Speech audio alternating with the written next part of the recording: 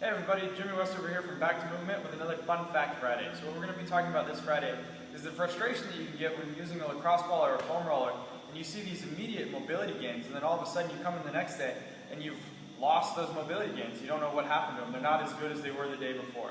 And so the reason that I feel like this happens is using mobility tools like the lacrosse ball and the foam roller are just a notch in the key to mobility. Okay? This key is very complex and has multiple notches in it. Another notch that I feel like kind of gets neglected and I feel like plays a really important role is the cognitive notch, the notch that's created by the brain and the brain's control on things. So guys, any mobility issue that's solved by a lacrosse ball or a foam roller has a cognitive component to it, because we're not changing muscle length in that time, we're changing muscle tone. The muscle tone is controlled by the brain, telling the muscles, hey, I want you at this length through these movements to create optimal and safe, what it feels is safe, mobility and stability. So it doesn't want you going past that because it feels like it doesn't own that range. And so what we have to do here, guys, is after we've kind of created this window with the lacrosse ball or the foam roller, we have to load it and show the brain that, hey, look at this new range of motion that we have, it's safe, we can create stability at it, and it's, this is the new range that I want you to function at. Another really important thing, guys, addressing the cognitive side of things and kind of addressing this muscle tone is getting diaphragmatic breathing under control during these movements and during these loading exercises that I'm just going to talk about here in a second.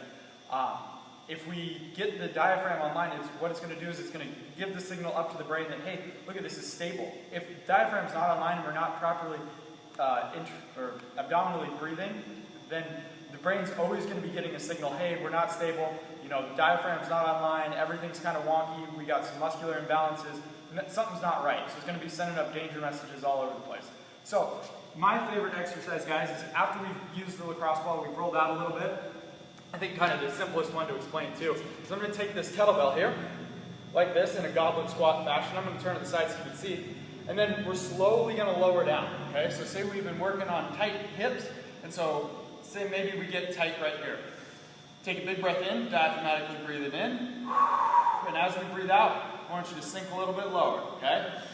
Big breath in, big breath out. Now let's say we get to the bottom of our squat, okay? From here, we're going to gently lower the kettlebell down, okay? And we're going to take one hand at a time away from the kettlebell. Now this isn't going to happen fast, guys. It's going to take a lot of time.